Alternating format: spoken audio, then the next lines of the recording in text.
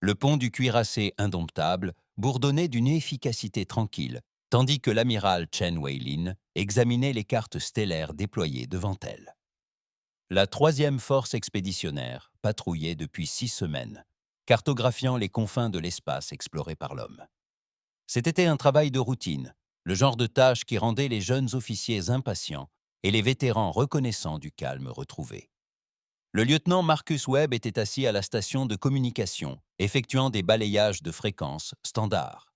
La tâche était monotone. Il écoutait le bruit de fond de l'espace, les signaux occasionnels des balises automatiques des opérations minières et les échanges lointains des navires marchands. 3 heures après le début de son service, quelque chose d'inhabituel attira son attention. Amiral, je capte quelque chose d'étrange, dit Webb en tapotant nerveusement sur sa console. C'est un signal de détresse, mais dans un format que je ne reconnais pas. Chen se leva de son fauteuil de commandement et s'approcha du poste de Webb. C'était une femme d'une cinquantaine d'années, aux cheveux noirs parsemés de mèches grises et aux yeux marqués par les combats. Les guerres de Proxima l'avaient marquée, mais elles avaient aussi fait d'elle l'une des meilleures commandantes militaires de l'humanité. « Laissez-moi entendre », dit-elle. Les haut-parleurs du pont crépitèrent. Le signal était haché et désespéré. Une série de sons qui indiquaient clairement la panique, même si la langue était totalement étrangère. Derrière la voix, il pouvait entendre des explosions et le sifflement caractéristique des armes à énergie. « C'est un appel de détresse », dit Chen avec certitude.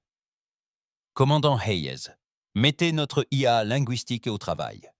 Je veux une traduction au plus vite. » Le commandant Sarah Hayes, officier en second du vaisseau, s'exécuta immédiatement. Les ordinateurs de l'Indomitable étaient parmi les plus performants de la flotte humaine, capables de traiter d'énormes quantités de données en quelques secondes. En quelques minutes, l'IA avait commencé à construire une matrice de traduction rudimentaire. Le message traduit parvint par fragments, mais le sens était suffisamment clair. Un convoi civil était attaqué. Les interlocuteurs s'identifièrent comme Valoriens. Ils étaient en infériorité numérique et leurs boucliers étaient défaillants. Ils appelaient à l'aide. « Où êtes-vous » demanda Chen. « Système Kepler 442, amiral. » Webb répondit. « À environ 3 heures de route à vitesse maximale. D'autres vaisseaux dans les parages. »« Négatif.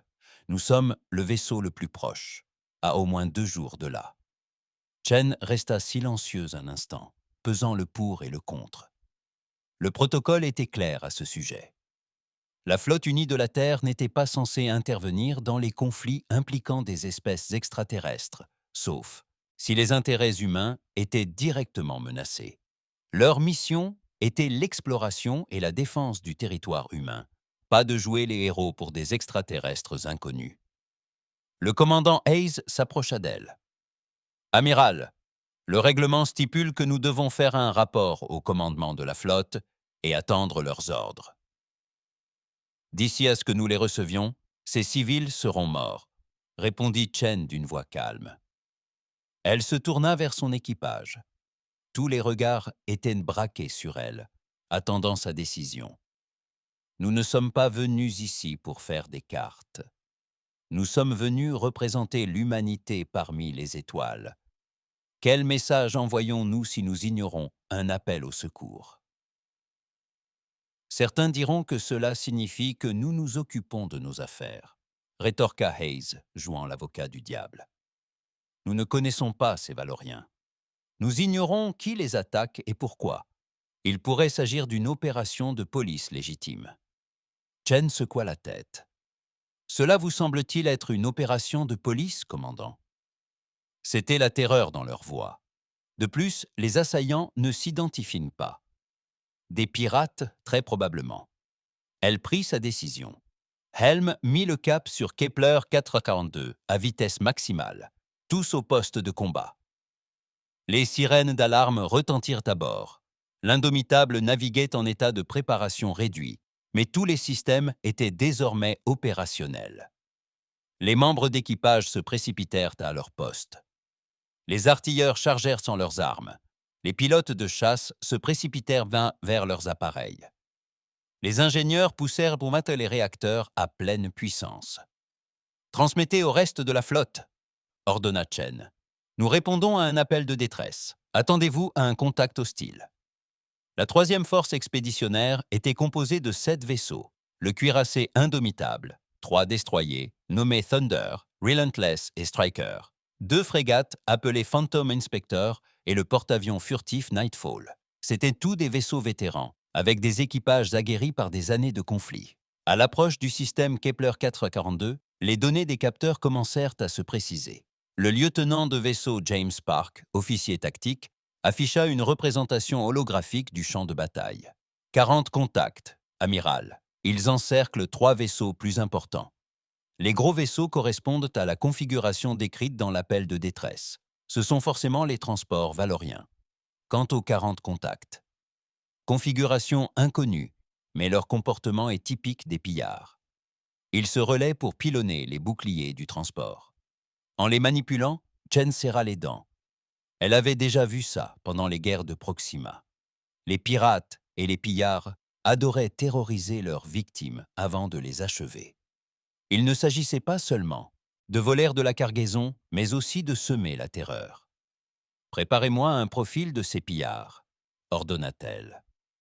L'ordinateur travailla rapidement, comparant les plans des vaisseaux aux espèces connues répertoriées dans la base de données de l'humanité. La communication est revenue en quelques secondes. Essaim Sotari, amiral Park, rapport. Pirates et esclavagistes notoires. Ils opèrent dans cette région depuis des décennies. Pas de gouvernement officiel, juste une confédération informelle de seigneurs de guerre. Ils sont considérés comme une menace majeure pour la navigation civile. Ont-ils déjà rencontré des humains? Négatif, aucun contact enregistré. Chen esquissa un sourire. Ils vont avoir une surprise. Communication. Je veux que vous prépariez un message dans le langage commercial courant. Nous allons leur donner une dernière chance de se retirer. Amiral, avec tout mon respect, dit le commandant Hayes, ils sont plus de 5 fois plus nombreux que nous. Le nombre ne fait pas tout, commandant. L'humanité l'a appris à ses dépens au fil de milliers d'années de guerre. Ces pirates ont l'habitude de s'en prendre à des transports non armés. Ils n'ont probablement jamais affronté une véritable force militaire. La flotte a interrompu son voyage supraluminique aux limites du système. Les transports valoriens étaient en piteux état. Leurs boucliers vacillaient faiblement et leurs coques étaient couvertes de traces de brûlures. Les pillards Zatari les encerclaient comme des insectes, leurs armes crépitant de feu. « Ouvrez un canal sur toutes les fréquences », ordonna Chen. « Ici, l'amiral Chen Weilin de la flotte terrestre unie à tous les vaisseaux Zatari. Vous attaquez des navires civils, cessez immédiatement et retirez-vous, sinon nous utiliserons la force. » La réponse ne tarda pas. La voix était rauque et gutturale, traduite par le système de communication. « Imbécile, cela ne vous regarde pas. Ces navires et leurs cargaisons nous appartiennent. Vous avez 7 navires, nous en avons 40. Partez maintenant ou rejoignez-les dans la mort. » Des rires résonnèrent dans le chenal avant de s'interrompre. Chen jeta un coup d'œil autour de sa passerelle. Son équipage la fixait, avec une détermination farouche. Ils avaient tous entendu les paroles du pirate. Ils savaient tous ce qui allait suivre. « À tous les navires, ici l'amiral Chen », annonça-t-elle dans le canal de communication de la flotte. « Nous avons parcouru un long chemin en tant qu'espèce. Nous nous sommes fait la guerre et avons appris de dures leçons sur le courage, le sacrifice et l'importance de faire ce qui est juste. Aujourd'hui, nous montrons à la galaxie ce que représente l'humanité. Toutes les armes sont déchargées. Attaquez les pillards. Montrez-leur pourquoi ils auraient dû fuir. » Les canons électromagnétiques massifs de l'Indomptable commencèrent à se mettre en marche, accumulant de la charge. Dans toute la flotte, les systèmes d'armes s'activèrent. Les hangars à chasseurs s'ouvrirent. La flotte la plus redoutable de la galaxie allait se révéler à un ennemi sans méfiance. Le premier tir provenait de l'Indomptable. Le canon électromagnétique principal du cuirassé tira un projectile en carbure de tungstène de la taille d'une petite voiture. accéléré à une fraction significative de la vitesse de la lumière. Le projectile franchit la distance entre les flottes en quelques secondes, se déplaçant si vite que les systèmes de détection Zatari le détectèrent à peine avant l'impact. Le vaisseau pirate explosa. Un instant, il existait. L'instant d'après, il n'était plus qu'un nuage de débris surchauffés en expansion rapide. Les boucliers sur pont n'eurent pas le temps de s'activer, aucune chance de manœuvrer pour l'éviter. La violence de l'impact vaporisa le vaisseau tout entier. Un bref instant, la flotte Zatari parut figée, déconcertée. Elle n'avait jamais vu d'armes pareilles. La plupart des civilisations galactiques utilisaient des armes à énergie ou des missiles à déplacement lent. La doctrine humaine du bombardement cinétique leur était totalement inconnue. Cette hésitation leur coûta cher. Les 3 destroyers humains ouvrirent le feu simultanément. Leurs lancers à plasma s'abattirent sur l'espace. Des jets de matière surchauffée, concentrée, percèrent boucliers et blindages comme du papier. 3 autres vaisseaux pirates furent coulés avant même que leur commandant n'ait pu réagir. « Manœuvre d'évitement », annonça calmement le lieutenant-commandant Park. Les assaillants, observant la démonstration tactique, ripostèrent. Les armes Zatari étaient des faisceaux d'énergie, colorés mais relativement faibles comparés à leurs équivalents humains. Les boucliers indomptables absorbaient aisément les attaques, les systèmes défensifs enregistrant à peine les impacts. La technologie des boucliers humains avait été développée durant les brutales guerres de Proxima, où la survie dépendait d'une défense supérieure à l'attaque ennemie. « Visez les vaisseaux les plus proches des transports valoriens », ordonna l'amiral Chen. « Je veux protéger ces civils. » La bataille se déroula avec une efficacité redoutable. Les vaisseaux humains se déplaçaient avec une grâce et une vitesse qui semblaient impossibles pour des bâtiments de leur taille. Leurs propulseurs de manœuvre s'activaient par rafales précises. Leur système de navigation assisté par IA calculait les trajectoires des milliers de fois par seconde. Les Atari tentèrent de les encercler, d'exploiter leur supériorité numérique. Mais la formation humaine demeura inébranlable. L'inspecteur fantôme de la frégate était à la hauteur de sa réputation. Plus petits et plus rapides que les autres navires, ils étaient conçus pour des attaques éclairs. Ils se faufilaient à travers les lignes, ennemis comme des poissons prédateurs, leur système d'armes ciblant les moteurs et les batteries avec une précision chirurgicale. Les navires pirates, immobilisés, tournaient en rond, impuissants, incapables de manœuvrer ou de riposter. « Lancez les chasseurs !» ordonna Chen. Le porte-avions Nightfall était resté en retrait, apparemment inactif. Soudain, ses baies de lancement s'ouvrirent et des escadrilles de chasseurs humains en jaillirent. Chaque appareil était un chef-d'œuvre d'ingénierie, suffisamment petit pour être une cible difficile, mais lourdement armé et blindé. Plus important encore, ils étaient pilotés par des humains qui s'étaient entraînés toute leur vie adulte au combat. Les chasseurs ont déferlé sur la formation Zatari comme un essaim de frelons enragés. Leurs missiles ont fendu l'espace, chacun guidé par une IA capable de modifier sa trajectoire 1000 fois avant l'impact. Les systèmes de défense rapprochés des pirates ont été submergés. Vaisseau après vaisseau, ils sont tombés sous le déluge de feu des chasseurs. Dans le cockpit du chasseur Alpha One, la commandante Lisa Rodriguez tira brusquement sur le manche, exécutant un virage qui aurait été fatal à la plupart des êtres vivants. Les pilotes humains portaient des combinaisons spéciales qui les aidaient à gérer les forces extrêmes et des années d'entraînement avaient conditionné leur corps à exécuter des manœuvres défiant toute logique. « Fox 3, Fox 3 » cria-t-elle, annonçant le lancement d'un missile. Son ordinateur de ciblage avait verrouillé un croiseur pirate en fuite. Le missile fut lancé et se mit aussitôt à zigzaguer dans l'espace, évitant les tirs défensifs désespérés de sa cible. Impact. Un autre vaisseau ennemi fut détruit.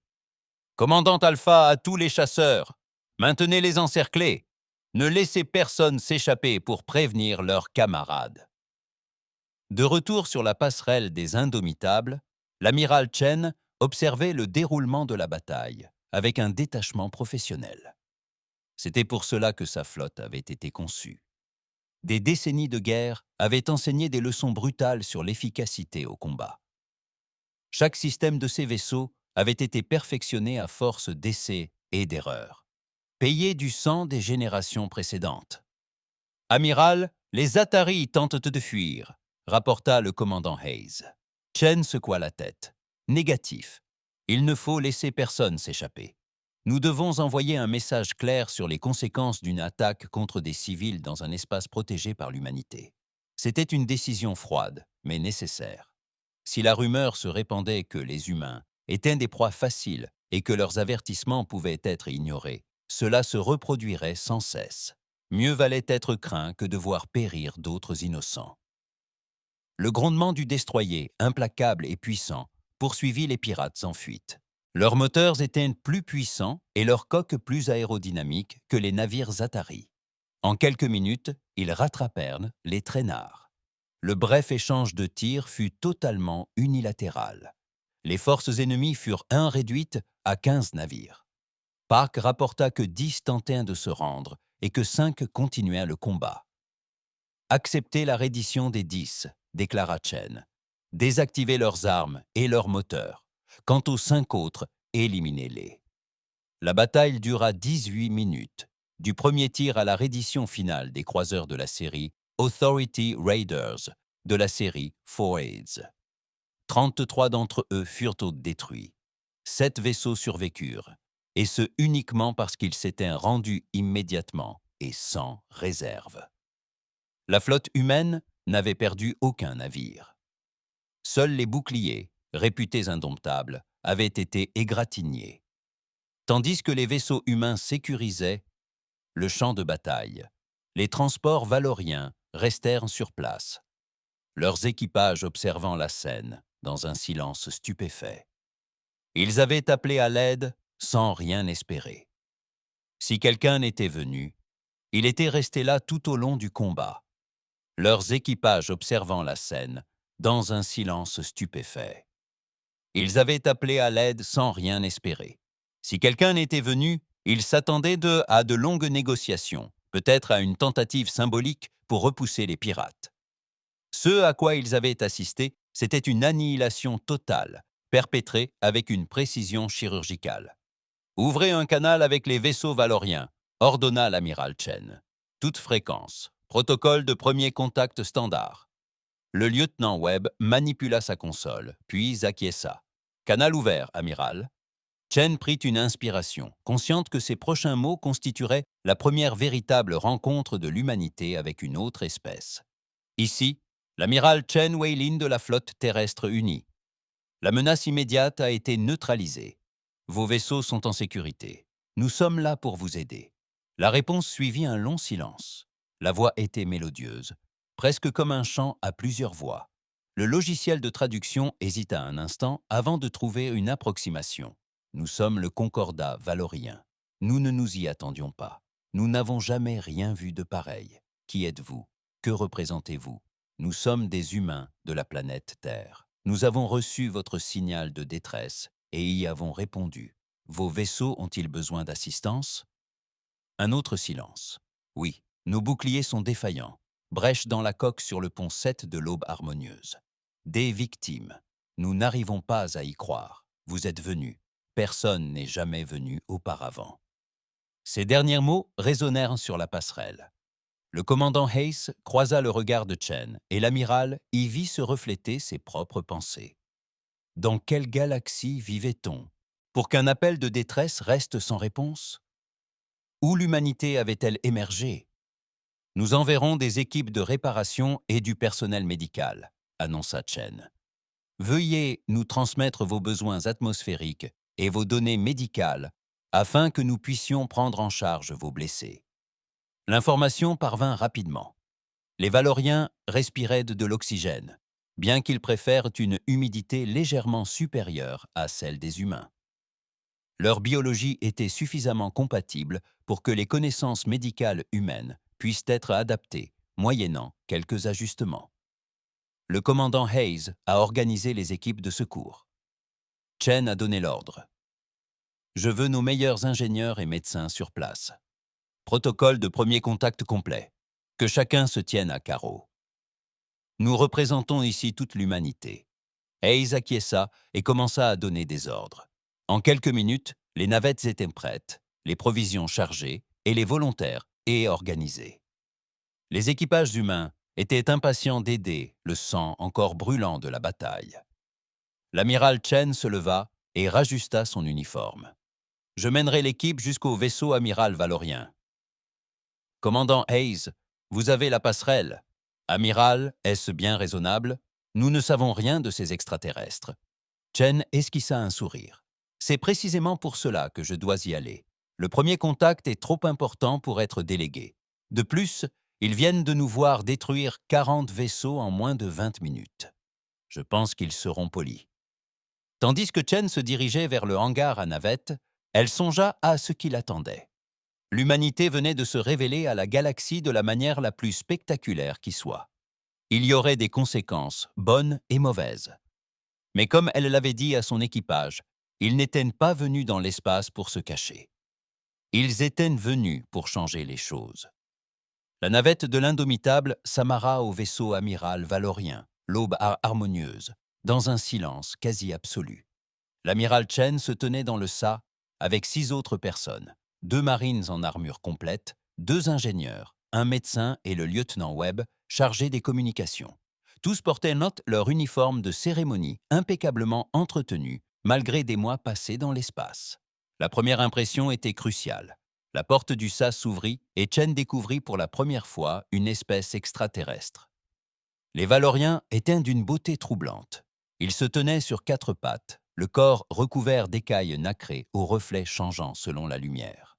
Leur torse était presque humanoïde, avec 4 bras terminés par des doigts fins et articulés. Leur visage y était allongé, avec de grands yeux composés et de petites mandibules qui claquaient doucement lorsqu'ils parlaient. Un groupe de 5 Valoriens attendait, dans le quai d'amarrage. Celui qui était en tête portait des robes somptueuses ornées de motifs fluides.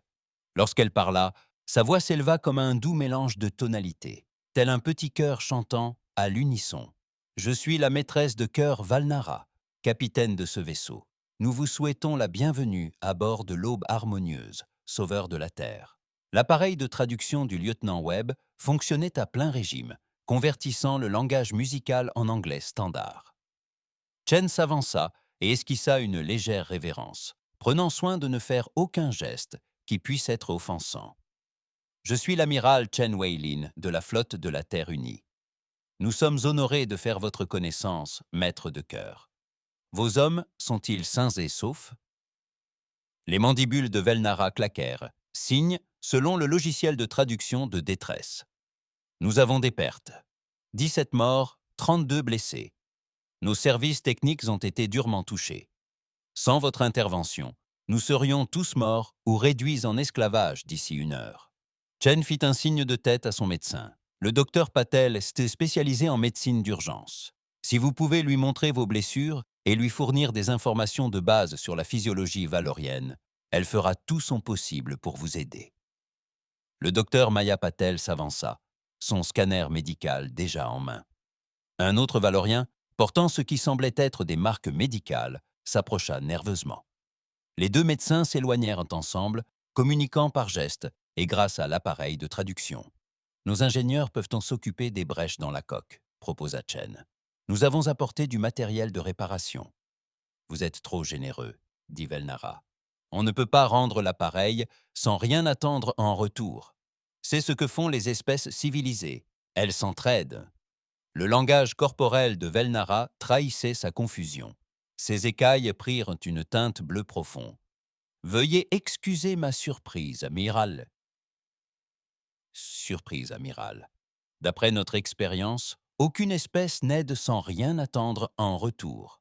Les forts dominent les faibles. C'est ainsi que fonctionne la galaxie.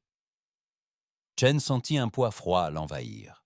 « Depuis combien de temps votre peuple voyage-t-il à travers les étoiles, maître de chœur ?»« Près de 3000 ans.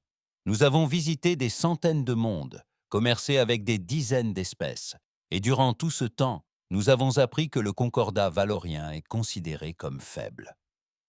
Nous n'avons ni armes puissantes, ni flotte imposante. Nous survivons en nous rendant utiles, en commerçant des biens convoités et en acceptant les raids inévitables. Les Ataris vous ont-ils déjà attaqué? À maintes reprises. Ils s'emparent de notre cargaison, parfois même de nos hommes.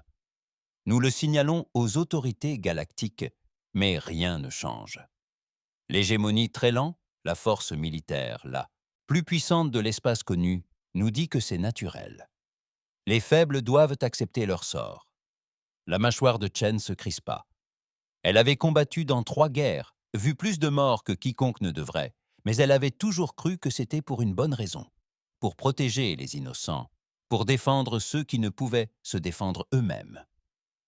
L'idée que la galaxie puisse accepter la piraterie et l'esclavage comme des choses normales la faisait bouillir de rage. C'est peut-être ainsi que fonctionne la galaxie, maître de cœur. Mais ce n'est pas ainsi que fonctionne l'humanité. Nous vous escorterons jusqu'à votre monde natal. Personne ne vous attaquera tant que nous serons là. Les écailles de Felnara prirent une teinte jaune vif. Le logiciel de traduction suggéra que cela exprimait de la joie ou du soulagement. Vous feriez cela? Mais vous venez à peine de nous rencontrer. Vous ne connaissez rien de notre peuple. Nous savons que vous avez appelé à l'aide et que vous étiez attaqué par des pirates. Cela suffit. Pendant les heures qui suivirent, des équipages humains travaillèrent aux côtés d'équipages valoriens pour réparer les transports endommagés. Les humains furent impressionnés par la conception des vaisseaux valoriens, élégants et efficaces malgré leur armement insuffisant. Les valoriens, quant à eux, étaient émerveillés par la technologie humaine, les armures motorisées des marines, les outils de réparation sophistiqués et même le café que les humains partageaient, tout cela les fascinait. Pendant les réparations, le lieutenant Webb passa du temps avec Velnara, découvrant le concordat vélorien et la communauté galactique dans son ensemble.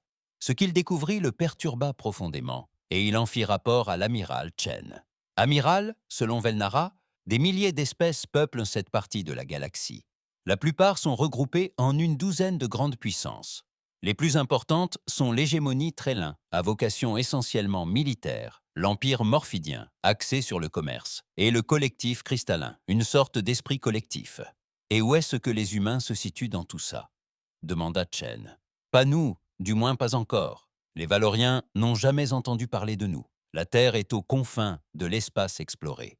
Nous sommes des nouveaux venus et les grandes puissances ne nous ont pas encore prêté beaucoup d'attention. Ça va bientôt changer, dit Chen d'un ton sombre. Et les Ataris, ce sont des pirates, comme on le pensait. Pas de gouvernement central, seulement des seigneurs de guerre contrôlant des flottes. Ils pillent cette région depuis des décennies, voire des siècles. Les grandes puissances les ignorent généralement, car ils ne s'attaquent qu'à des cibles faibles. Chen se leva et se dirigea vers le hublot, observant les vaisseaux valoriens endommagés. « Dites-moi quelque chose, lieutenant. Dans toute l'histoire que vous avez étudiée, y a-t-il jamais eu une période où l'humanité a simplement accepté que les forts puissent faire ce qu'ils voulaient aux faibles ?» Webb réfléchit un instant. « Pas vraiment, amiral.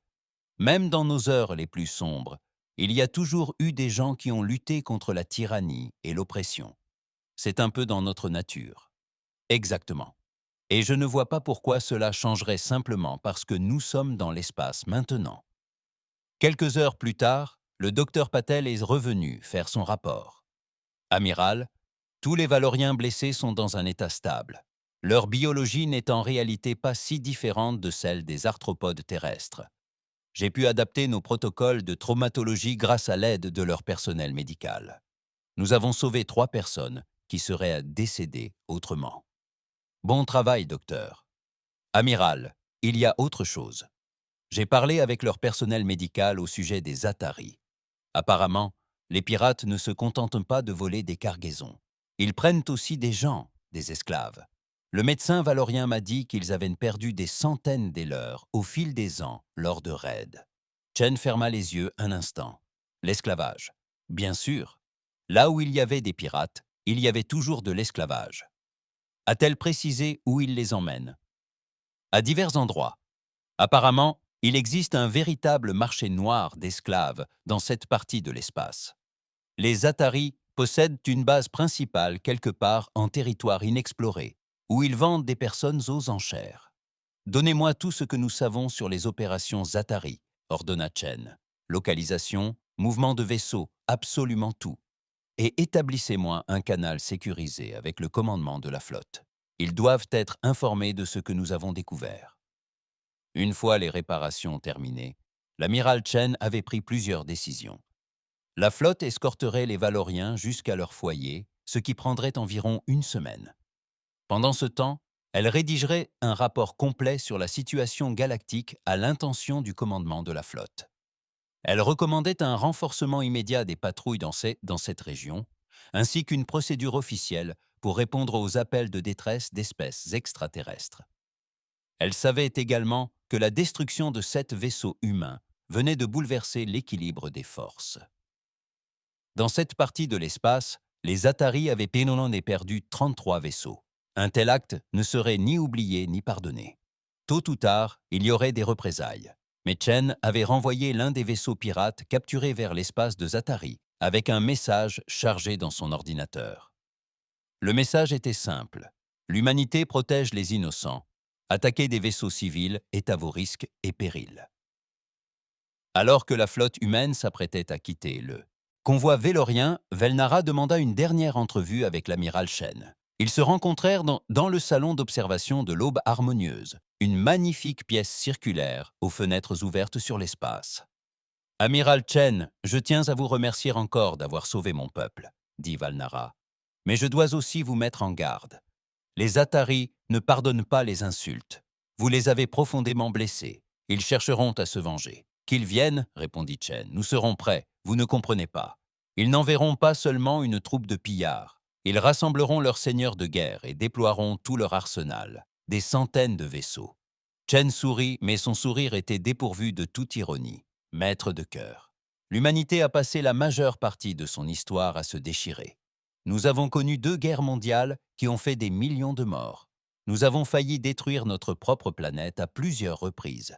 Nous avons appris à combattre grâce à des milliers d'années d'expériences brutales. Si les Ataris veulent encore la guerre, ils l'auront. Et ils comprendront pourquoi on ne menace pas les civils sous le regard d'humains. Les écailles de Velnara passèrent par plusieurs couleurs, avant de se fixer sur un violet profond que le logiciel de traduction ne put interpréter. « Je vous crois, amiral. Et je pense que la galaxie est sur le point de découvrir quelque chose de nouveau. Il existe une espèce qui refuse les anciennes règles. Une espèce qui croit que les forts doivent protéger les faibles au lieu de les exploiter. C'est tout à fait exact, dit Shen. Bienvenue dans le monde de l'humanité. La nouvelle se répandit plus vite que n'importe quel vaisseau. En quelques jours, toutes les grandes puissances de la galaxie étaient au courant de l'intervention humaine. Les réseaux de communication bruissaient de débats, d'analyses et de spéculations. Une nouvelle espèce était apparue comme par magie et avait anéanti une force Zatari considérable sans subir la moindre perte. Les conséquences étaient stupéfiantes. Sur Trell Prime, planète capitale de l'hégémonie Trellan, le conseil militaire se réunit en session d'urgence. Les Trellans étaient une espèce qui dominait cette région de l'espace depuis 2000 ans. C'étaient des êtres imposants, lourdement cuirassés, qui croyaient que la force militaire faisait loi. Leur empire reposait sur le principe que les forts régnaient et que les faibles obéissaient. Le grand maréchal Corvex frappa du poing, ganté d'armure, la table de conférence. « C'est inadmissible. Ces humains se sont mêlés d'une affaire qui ne les regardait pas. C'est inadmissible. Ces humains se sont mêlés d'une affaire qui ne les regardait pas.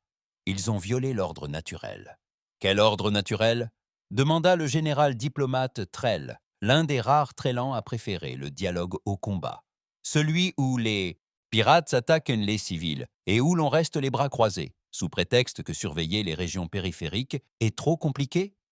Les Valoriens sont faibles, les Ataris sont forts. C'est tout ce qui compte. Les humains ont détruit 40 vaisseaux Ataris en 18 minutes. Cela les rend plus forts que les Ataris. Alors, selon votre logique, ne devrions-nous pas nous soumettre à eux? Corvex n'avait pas de réponse. Le conseil s'est enlisé dans une discussion houleuse. Finalement, Ses membres ont convenu d'envoyer un message diplomatique à l'humanité, l'avertissant de ne pas s'immiscer dans les affaires qui ne la concernaient pas. Ils ont également discrètement rehaussé le niveau de la menace humaine, le faisant passer de négligeable à modéré, et ont commencé à recueillir des renseignements sur cette nouvelle espèce. Sur la planète natale des Morphidiens, la réaction fut tout autre. L'Empire morphidien était fondé sur le commerce. Ils envisageaient la galaxie sous l'angle du profit et de la perte. À leurs yeux, l'intervention humaine représentait une opportunité. L'empereur Xaltor visionna les images des combats, reconstituées à partir de diverses sources. Impressionnant, dit-il, ces tentacules s'agitant dans ce que son espèce interprétait comme un sourire. Très impressionnant, leur technologie d'armement a au moins une génération d'avance sur la nôtre. Leurs vaisseaux se déplacent avec une précision qui suggère une intelligence artificielle très avancée. Devrions-nous les considérer comme une menace, Votre Majesté impériale ? Demanda l'un de ses conseillers.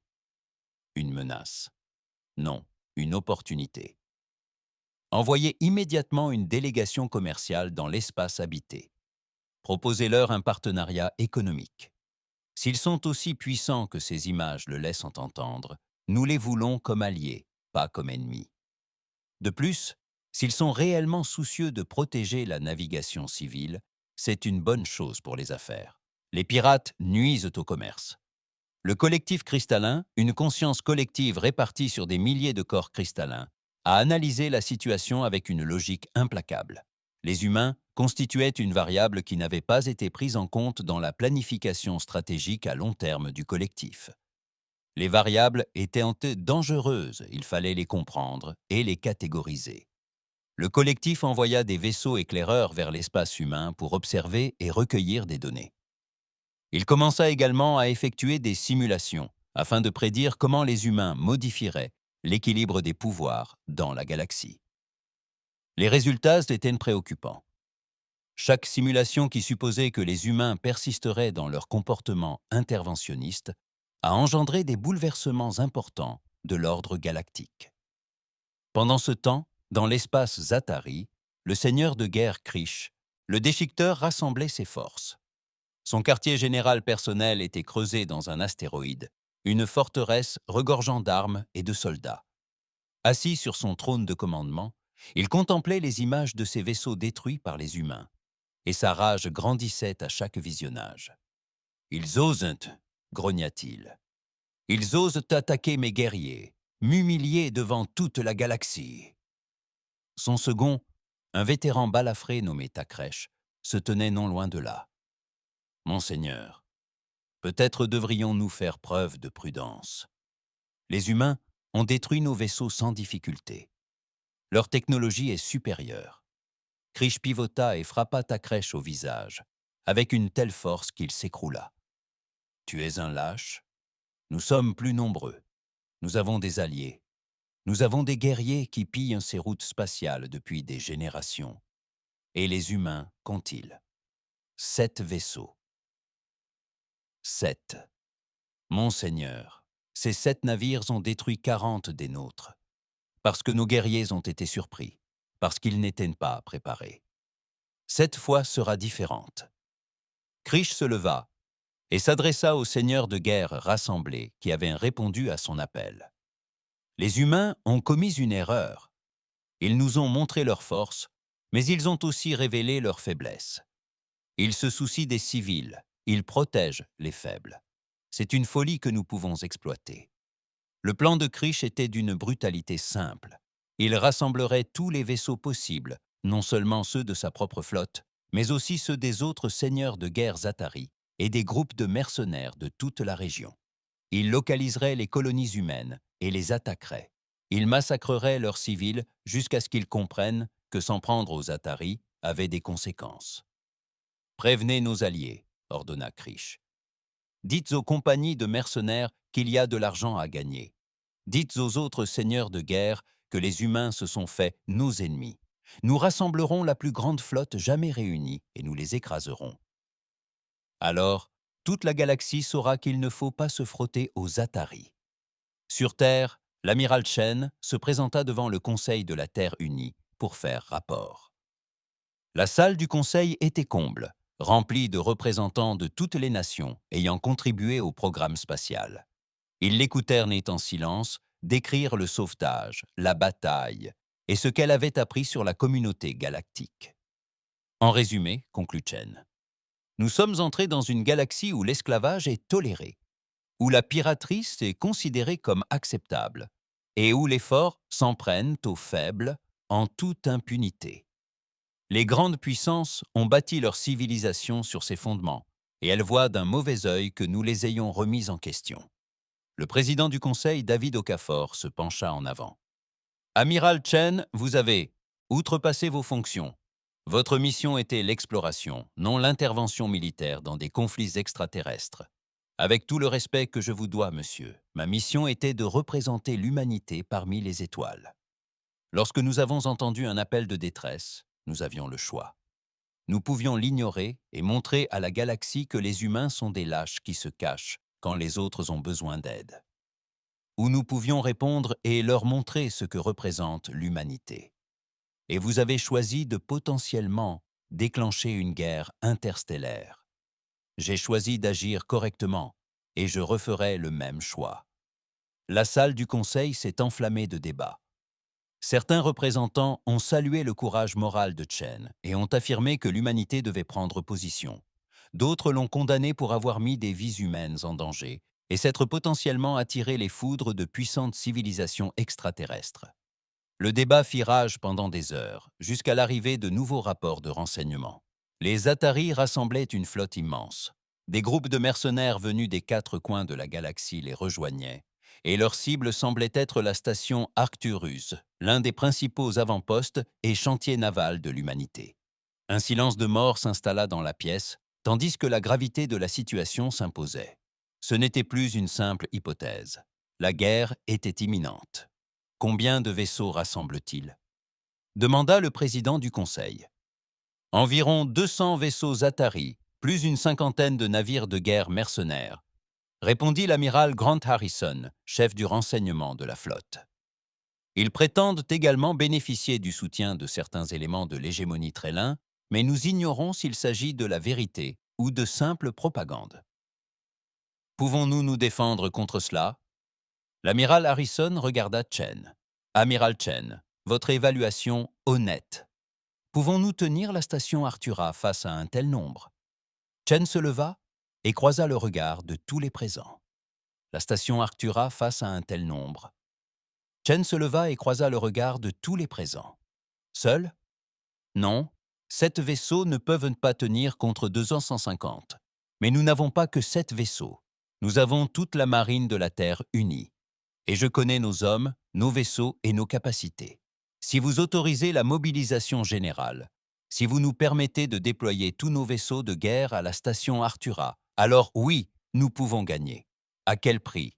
Demanda quelqu'un. Je ne sais pas, admit Chen, mais je connais le prix de la retraite. Si nous fuyons, si nous abandonnons la station Artura, nous serons à jamais considérés comme faibles. Chaque pirate, chaque esclavagiste, chaque tyran de la galaxie saura que les humains peuvent être intimidés. Et alors, nous ne serons plus jamais en sécurité. Mieux vaut combattre maintenant, leur montrer de quoi nous sommes capables, que de passer le siècle prochain à vivre dans la peur. Le vote n'a pas été unanime, mais il a été décisif. La Terre défendrait la station Artura. Toute la puissance de la marine unie de la Terre serait déployée. Tous les vaisseaux capables de voler seraient envoyés affronter les Atari. À la levée de la séance du Conseil, Chen fut approché par l'amiral Harrison. « Vous savez qu'ils vont vous confier le commandement de cette bataille. Je sais. Vous venez de nous entraîner dans une guerre qui pourrait coûter des milliers de vies. Moi, je nous ai convaincus de défendre ce qui est juste. Il y a une différence. » Harrison l'observa longuement. « J'espère que tu as raison, Chen, vraiment.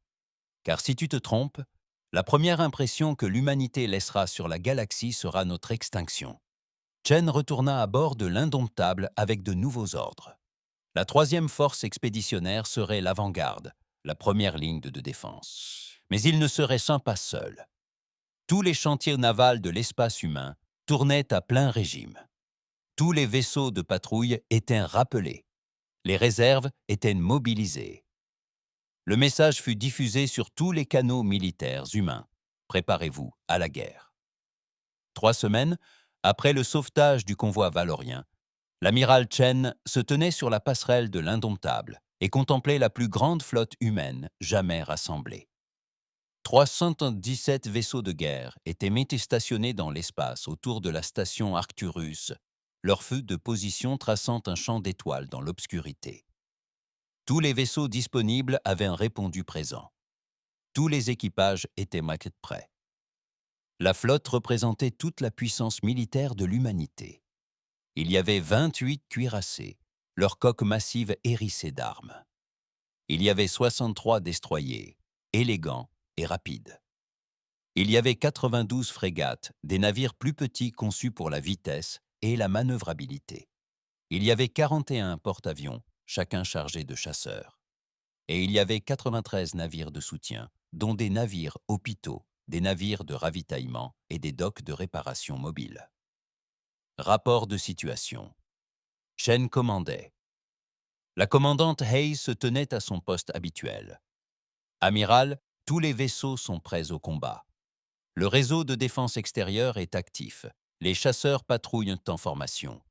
Les capteurs longue portée sont réglés sur leur sensibilité maximale. Et nos invités? Le convoi vélorien est en sécurité dans le système intérieur. La maîtresse de chœur Velnara demande la permission de rester observée. Chen esquissa un sourire après avoir ramené les Valoriens sains et saufs chez eux. Elle avait été surprise lorsque Velnara avait demandé l'autorisation de revenir avec 3 vaisseaux transportant des équipages volontaires.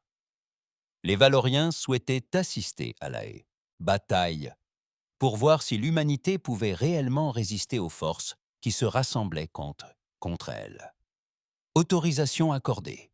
« Tenez-les à distance des combats !» lança le lieutenant Webb par radio. « Amiral, les capteurs longue portée détectent de multiples signatures supraluminiques. Beaucoup. Elles pénètrent dans l'espace réel, à la limite du système. »« C'est parti, » murmura Chen. « Tous les vaisseaux, postes de combat. Ceci n'est pas un exercice. » Dans toute la flotte, les alarmes retentirent. Bastien. Les équipages accoururent à leur poste. Les systèmes d'armes s'activèrent. Les générateurs de boucliers vrombirent à pleine capacité. Dans les hangars à chasseurs, les pilotes fermèrent leurs casques et se préparèrent au décollage. La flotte ennemie apparut comme un essaim d'insectes. 200 pillards Atari, leurs vaisseaux ornés de marques tribales et de tableaux de victoire. 50 vaisseaux mercenaires appartenant à une douzaine d'espèces différentes, leurs coques portant les stigmates d'innombrables batailles, et en retrait, juste assez pour prétendre n'être que des observateurs, 5 vaisseaux de guerre de l'hégémonie très lents. Les forces ennemies combinées étaient plus nombreuses que la flotte humaine, mais pas autant que les Atari l'avaient espéré. Le seigneur de guerre Krish, commandant depuis son vaisseau amiral, eut un bref moment de doute en apercevant le nombre d'humains, mais il le réprima. Ils étaient allés trop loin pour reculer maintenant. À tous les vaisseaux, ici le seigneur de guerre Krish, nous allons montrer à ces humains ce qui arrive lorsqu'on s'en prend aux Atari. Nous réduirons leur station en cendres et nous massacrerons leurs guerriers. Attaquez! La flotte pirate s'élança en masse désorganisée. Sans coordination, sans stratégie, chaque seigneur de guerre commandait ses propres navires, ne se souciant que de sa propre gloire. Les mercenaires restèrent légèrement en retrait, refusant d'être les premiers à se jeter dans la mêlée. L'amiral Chen les observa arriver. Ils ne cherchaient même pas à coordonner leur approche. Ils pensent pouvoir nous submerger par le nombre. Devrions-nous les intercepter ? Demanda le commandant Hayes. Réponse négative. Laissons-les venir à nous. Plus ils s'approcheront, plus nos plateformes de défense seront efficaces. Préparez le tir, Alpha. La flotte humaine maintint sa position en formation défensive autour de la station Arcturus. La station était armée, ses imposantes plateformes de tir suivant les cibles approchantes. Lorsque les pirates entrèrent à portée, Chen donna l'ordre. Feu à volonté. L'espace entre les deux flottes s'embrasa de violence. Les canons électromagnétiques humains tirèrent salve après salve, chaque projectile de tungstène possédant une énergie cinétique suffisante pour fissurer une planète. Des lances à plasma firent feu, des jets de matière, surchauffés qui consumaient tout sur leur passage. Des lance-missiles projetaient des milliers de munitions autoguidées, chacune porteuse d'une puissance explosive suffisante pour vaporiser un bâtiment. Les Atari s'attendaient à un combat. Ils subirent un massacre. Les systèmes de ciblage humains, perfectionnés au fil des siècles de guerre, ne manquaient jamais leur cible. Chaque tir était calculé, optimisé et exécuté avec une précision absolue. Les boucliers Kepoch des pirates, conçus pour résister aux armes à énergie, étaient inefficaces face aux bombardements cinétiques. Leur blindage, suffisant pour les raids contre les vaisseaux civils, s'est effondré comme du papier. La première vague de vaisseaux Atari a été anéantie avant même d'atteindre la portée efficace de leurs armes. 25 vaisseaux ont été détruits dès la première salve. Les survivants continuaient d'affluer, animés par la fierté et la rage, conscients que la retraite serait synonyme de déshonneur. « Décollage de tous les chasseurs !» ordonna Chen. Les porte-vaisseaux larguèrent leurs appareils. Des milliers de chasseurs humains se déversèrent dans l'espace, leurs pilotes impatients d'en découdre. Ils s'abattirent sur la formation ennemie comme un raz de marée, leurs armes perçant boucliers et blindages avec une efficacité redoutable. Le commandant Rodriguez mena l'escadron de chasse Alpha, un droit au cœur de la flotte ennemie. Son ordinateur de ciblage hurlait des avertissements concernant le nombre de vaisseaux hostiles, mais elle les ignora. C'était pour cela qu'elle s'était entraînée toute sa vie. « Escadron Alpha, en avant et attaquez. Choisissez vos cibles et tirez à volonté. » Son escadron se scinda, chaque pilote sélectionnant un vaisseau ennemi et engageant le combat avec une précision redoutable. Rodriguez verrouilla un croiseur Atari et tira une salve complète de missiles. Les systèmes de défense ennemis tentèrent de les intercepter, mais les missiles humains étaient trop rapides, trop performants. Les impacts se répercutèrent sur la coque du croiseur. Explosion secondaire. Le vaisseau se brisa. « Détruisez un croiseur !» cria Rodriguez.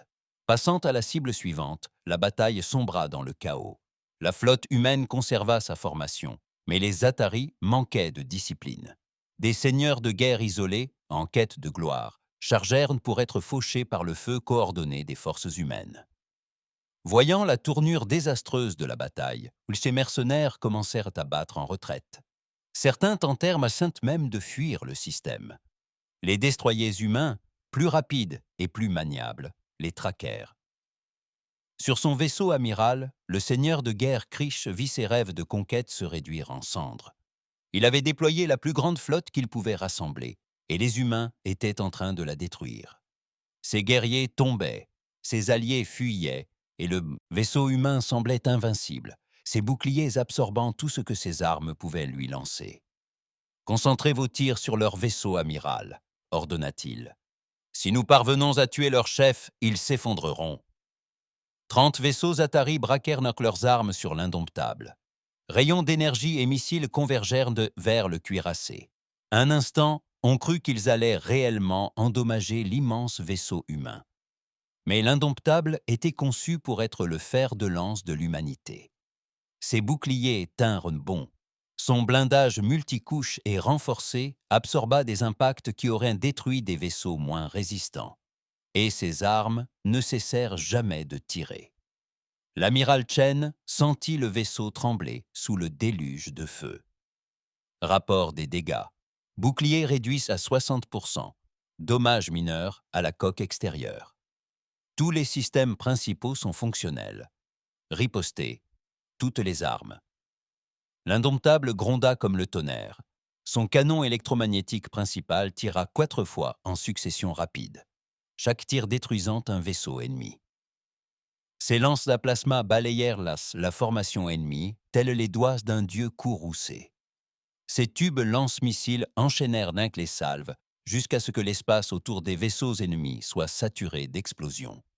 La flotte Atari se brisa. Les vaisseaux encore capables de voler tentèrent de battre en retraite, leurs équipages abandonnant toute vaillance. Mais la flotte humaine avait anticipé ce moment. Des escadrons de destroyers se mirent en place pour leur couper la fuite. Des escadrilles de chasseurs poursuivirent les vaisseaux en fuite et mirent leurs moteurs hors service. Les mercenaires qui avaient trahi leur contrat en attaquant des civils ne bénéficièrent d'aucune pitié.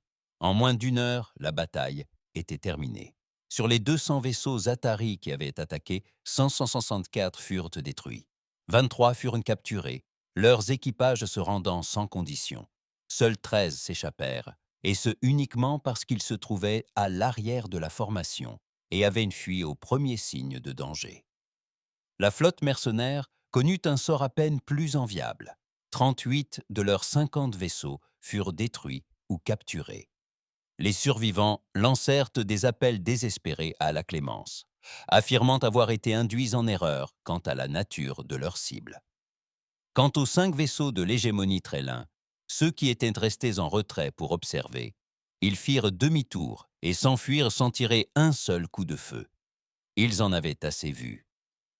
L'amiral Chen scruta le champ de bataille depuis son fauteuil de commandement. Les pertes humaines étaient minimes. 7 vaisseaux endommagés, aucun détruit. 342 victimes, dont 87 morts. Un prix qu'elle détestait payer, mais elle savait que cela aurait pu être bien pire. Ouvrez un canal. Toutes les fréquences, puissance maximale. Je veux que tous les habitants de cette partie de la galaxie entendent que ceci. Le lieutenant Webb s'exécuta rapidement. Canal ouvert, amiral. Chen se leva et fixa la caméra principale, consciente que son image serait diffusée à travers d'innombrables mondes. Ici l'amiral Chen Weilin de la flotte Terre Unie. Aujourd'hui, les Atari sont venus ici pour punir l'humanité d'avoir défendu des civils innocents. Ils ont amené des centaines de vaisseaux, des mercenaires et des alliés. Ils sont venus chercher la conquête et la gloire. Ils n'ont trouvé que la défaite. Elle marqua une pause, laissant ses paroles résonner. Que ce message soit clair pour toutes les puissances de la galaxie. L'humanité défendra les innocents. L'humanité s'opposera à la tyrannie et à l'esclavage. L'humanité n'aura pas besoin d'autorisation pour faire ce qui est juste. Nous ne sommes pas venus dans les étoiles pour nous en prendre aux faibles. Nous sommes venus pour bâtir quelque chose de meilleur. Et nous combattrons quiconque se dressera sur le chemin de ce rêve.